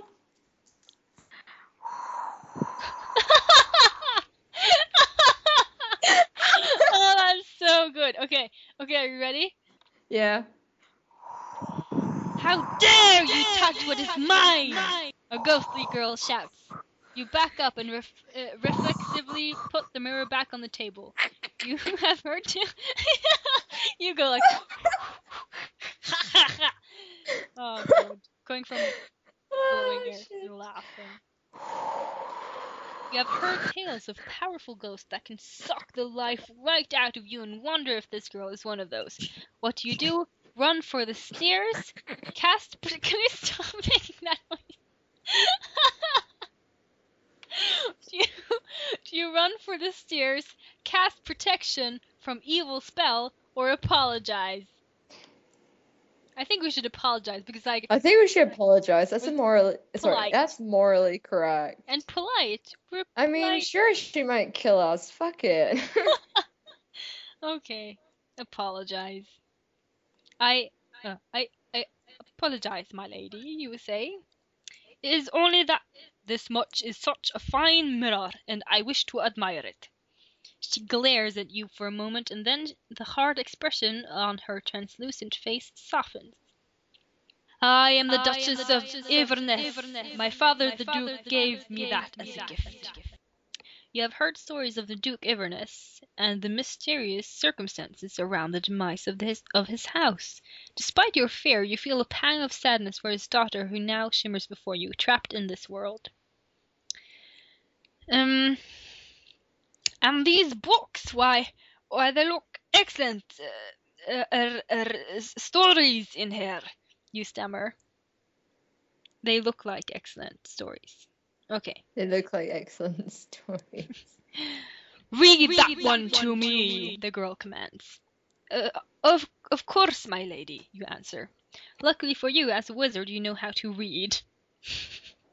You pick up the book of fairy tales from the desk and begin on the first page. She stops you and demands that you read her story with a story about the unicorn. With trembling hands, you page through the book. Eventually, you find this story. Is this Lady Gaga? Oh my goodness. Tell me the story of the unicorn. Eventually, you find this story and begin reading. The ghost floats up behind you as though to peer down at the pictures. You feel a slight chill on your shoulder. You look up from your book at some point and see Reginald peeking around the corner of the stairway at you. You shake your head slightly at him and then return your attention to the book. Aren't we nice saving Reginald's ass while we're I'm stuck gonna with a make ghost book reading? noises. Oh, are you just like, you only you only turn one page at the time. Okay, fine. You He's know not what? They were just He's not confused. sitting there just like clawing at the book, like going, this is a book. Oh yes, I'm gonna read the fairy tale about the unicorn. That's not how you read a book. Just so Okay. you know. Sorry. So turn one page. Good. In the story, the unicorn taps her hoof against the wall in the castle, and a secret passage opens up. As you read this, the little ghost girl smiles and says, "There is a secret passage in this castle as well. It is a foul place, a place where people are taken and never return." "Where is this secret passage you speak of?" you ask. In my father's library there is a statue. Push the arm of the statue down, she explains. You are intrigued by this and wish to ask her more. But she points at the book impatiently, and so you get back to it. Upon finishing the story, the girl demands you read her another. You wonder how long she might keep this up. Time means nothing to her after all. You would like to get back to Reginald, and what about the Kiba's father? About the Kiba's? I thought Kiba was her name. About Kiba's father. Rescuing a merchant might mean a fine reward. And there's Kiba herself, of course. You would like to find her before something else does. What do? Read another story? Attempt to excuse yourself? Or run for the stairs? Run for the stairs. Really? Yeah. Okay. We're not reading that bitch another story. That bitch can wait. But we could have been, like, polite about it. I'm sorry, I need to go live my life. You are dead. Yeah, but if we don't run for the stairs, she'll be coming with another excuse while we sit down and read her story about fucking flying unicorns. What is this, dead Lady Gaga? Maybe. Okay, run for the stairs. Your health decreases by 3. You see, you gotta be polite about these things. Politeness is great. Aw, shit. You decide that it's high time to do what most people do when meeting a ghost. Run. You point to the bookshelf behind the ghost and sprint for the door. That old trick does not appear to work on the undead. For before you can reach the door, there is an ear-splitting scream as a small bed slides across the room, slamming into your legs from behind and knocking you headlong down the stairway. Ouch. You land hard and blood streams into your vision. You get up and continue down the stairs, limping now. There is wailing and crashing above, but fortunately the ghost does not follow beyond her room. You immediately find Reginald, for he had not strayed far, and the two of you continue through the castle. Occasionally you hear distant things, a shout, a crash, even voices. Soon you come to a door with light streaming out through its cracks. You open it ever so slightly and peek in. You see a cloaked figure frantically pacing back and forth. You cannot see his face, but his hands appear to be human. You catch glimpses of his naked torso under the cloak. It is black with tattoos. Oh, it's one of the priests. And you think you make out at least one of the tattoos to be a symbol of Nerul, god of the undead. This reminds you... Oh, dun dun dun! Dun dun dun! This reminds you of the tattooed body of a man hung in the city square only a month ago. He was believed to be an evil priest accused of terrible crimes, including raising zombies. Holy crap. Such priests are able to harvest power from their deities and cast dangerous spells. However, you have the element of surprise. What you do, attack with spells, attack without spells, cast charm spell on him, or spy for a bit. Spell. Which one? Attack with spells or cast a charm spell? It's charm. Charm. Let's charm the crap out of this naked guy. Your health decreases by 3. Your mana decreases by 3. We frickin' die. Oh. You step out from the doorway, chant your spell, and point at the priest. His eyes widen in surprise and then narrow. With a magic word, a dark bolt of energy crackles out of his outstretched finger and slices into you. Now you remember that all spell-casting priests, even an evil one such as this, must possess a strong will to draw power from their god. Such a man is no pushover for your mind enchantments. Freaking Jedi. Alas, you finally succumb to your wounds and collapse. Last thing you see before leaving the world is God of Death smiling back. These are the wizards you are not. No, these aren't the wizards you're looking for. So There you now go. we've died freaking twice. Oh my goodness. Should we continue next time? We died again. Yeah. Fucking hell. See, this is why we could never go on an adventure with a fat person and an Italian. You are so mean. Oh, I'm so sorry. I'm not, oh god. You know, for anyone listening, I'd like to point out that my politically incorrect humor does not actually mean I'm politically incorrect. Okay. Sorry. Sorry. I'm so lumpin' sorry. I'm gonna eat a cracker while I get back to where we were with the guy. Dude, Wait, this time, do we want to try and excuse ourselves, or do we still run? excuse ourselves. I guess we'll have to be nice to the crying bitch. So attempt to excuse yourself is now what I'm going to choose. Your gold increases by 50. You see what happens? You see what happens when you're polite? You just run away. You lose yourself. When you Why is this not happening in my life? you gotta be polite. You know that's how you live by code of wizard politeness. What? Whatever. Okay. Beautiful and gracious Duchess, might I ask your name? You ask. Gabriella. Duchess Gabriella, she answers. My lady, you bow.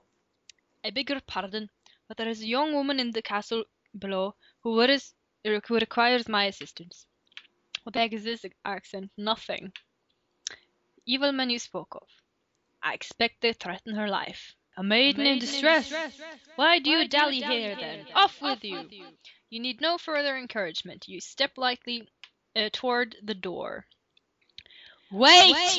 Her voice chills you. Nevertheless, you turn back. Take this, she says, and the gold-trimmed mirror floats off the table and over to you. I cannot see myself in it anymore, she says softly. Generosity befitting a duchess. I thank you most humbly. I don't know what I'm doing anymore. I thank you most humbly. You bow low and then leave. You find Reginald around the corner of the stairs, his sword at the ready. He begins asking you questions, but you put up your hand. Another time, you say. The two of you continue through the castle. Occasionally, you hear distant You want to things. know what I heard? What? I swear you said that Reginald put his hand down his pants. When? Something about a hand.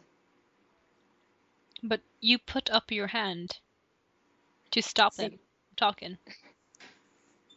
I heard he put his hand down his pants. That's not what he did. You are mistaken. What has this book done to me? You have decayed. You have brain rot. It's a terrible disease only cured by reading Lord of the Rings. So I'll have to do that. Okay, occasionally you hear distant things, shout, crash, even voices. Soon you come to a door with the light streaming through its cracks. Okay, so that's the thing again with the man. Attack with spells, attack without spells. We apparently do not cast a charm spell on him, or do we spy for a bit? But I'm sort of feeling the spying. What do you think? Spy. Let's spy. Where is he? Where is she? How could she escape? The man mutters to himself. The sacrifice must appease him, he whispers. He then starts toward the door you have cracked open. Quickly you move away out of sight and listen for a few seconds. You hear nothing, not even footsteps. What do? Attack with spells, attack without spells, or wait? That one's a bit tricky. I have absolutely no idea. Oh. Hello? Okay. Something about the internet has gone wrong. Okay. Another intermission time, guys. Party hard. I'm gonna see if I can get Rhiannon back. I mean Puck. I'm gonna see if I can get Puck back. Hello? It's so weird. It's like it'll never tell me when you're calling. Ever. That's weird. Skype doesn't like our podcasts. Skype doesn't like anything we do. Did you hear what I read? And the No, I choices? heard something about waiting. You're like, wait. I'm like, is that one of the options, or are Wait is one of the options, yeah. you genuinely asking me to wait? No, Okay, yeah, I chose wait. You choose wait. So we do not attack, we wait. Mm-hmm. Your health decreases by 4. No, we do not attack. Oh. Can we go back and attack? We're not dead yet, though. You decide to wait a few more seconds. After all, the last time you saw him, he was heading toward this door. What a great ambush! Suddenly the door opens and the man is there, his finger pointed towards you. There is a crackle and a black bolt of energy slices into you. What the heck? Goodness. Evidently, he saw you after all. Reginald charges in. The priest ducks back as Reginald swings his sword, but not fast enough. The blade slashes his shoulder. Slashes his shoulder. What? This is a really dramatic moment, and you're just playing the freaking melodica. Wait, harmonica. There you go, slash. Oh my goodness. He tries to run, chanting something that you recognize as the beginning of a spell. He never finishes it. Reginald cuts him down with one great You are in the room. You can see a good-sized chest in the corner. Treasure! You think, and as you run over and try to lift the lid. Locked. That death priest did not die quietly. Perhaps you should have Reginald smash the lid with his sword and get out of there. On the other hand, there ought to be a key around here somewhere. Maybe you should take a few seconds to check. What do? Break the chest or search around for a bit? Let's search around a bit. Wait, do that sound every time you make a decision, like make a choice. Search around for a bit. Okay. I'm just continuously eating. Oh! Our gold increases by 40! Though, I don't think we can afford to make much more mistakes because we've taken a bit of damage, so I think, like, even 1 or 2 damage, we're gonna die. So what should we do? Well, I'm gonna read the story and then we can decide. Sorry, I was very confused. Just like, I'm gonna die. You stand guard while I search. You stand guard while I search, you say to Reginald. You kick the body over. The man is nude, other than the cloak and a golden amulet around his neck.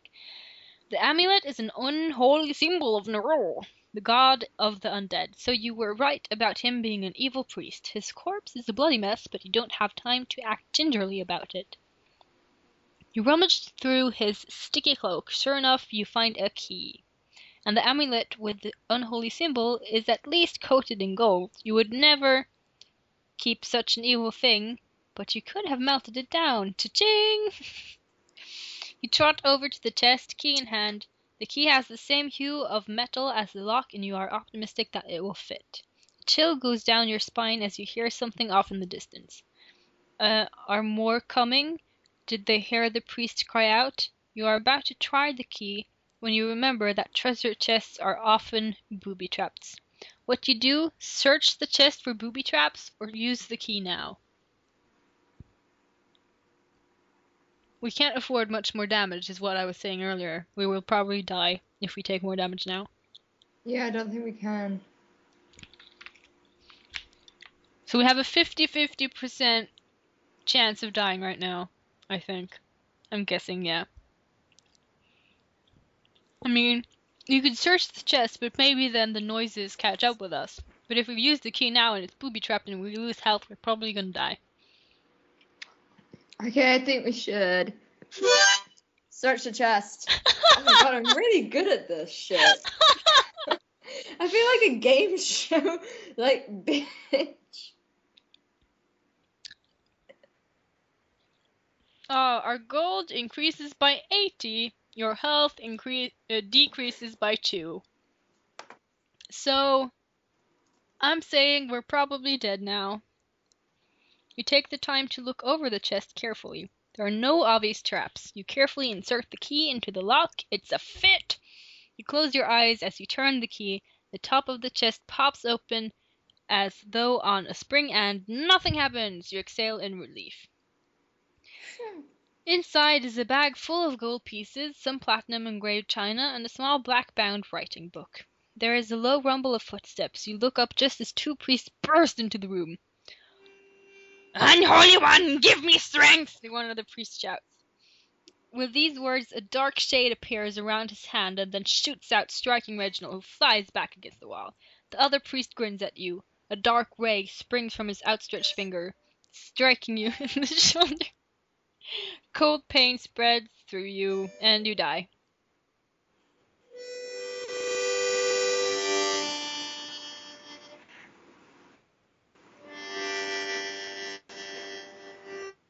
Hello? Are you just having fun over there? I'm trying to make funeral music. Oh, that's great. Do that. I'll do a salute right now. I'm saluting. Where's the music? I know. I used to be able to play Amazing Grace. Aw.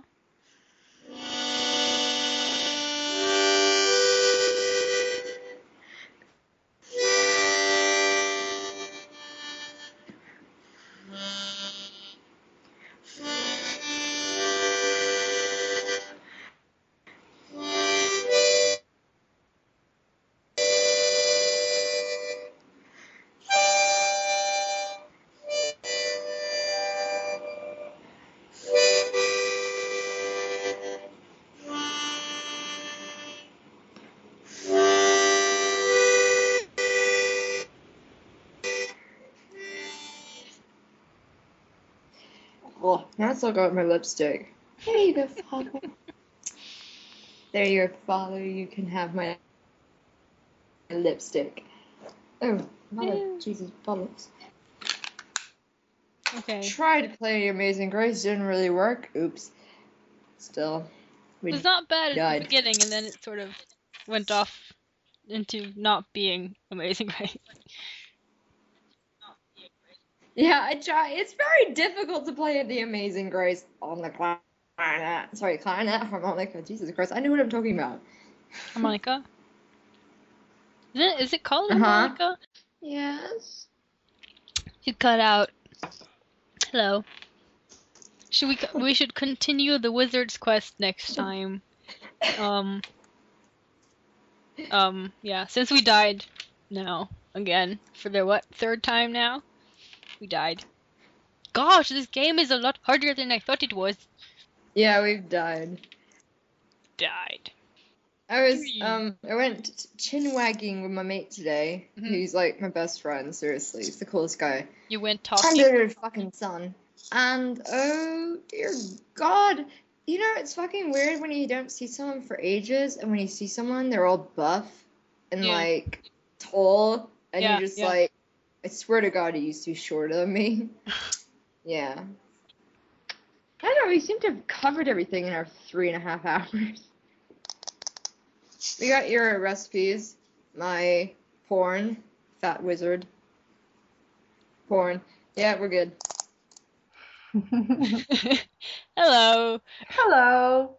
So, I just finished like editing the second episode of Trapped in a Voice Box, the podcast that I'm doing with my friend, and I realized that we didn't actually end it, and so It didn't go so well last time we tried to end it, so I thought, hey, I'll get someone else to do it. So do you want to end the podcast for me? I can try to end it. Okay, Uh, go. Thank you for listening, and have a smashing time. Goodbye. Perfect. Thank you very much. You're welcome.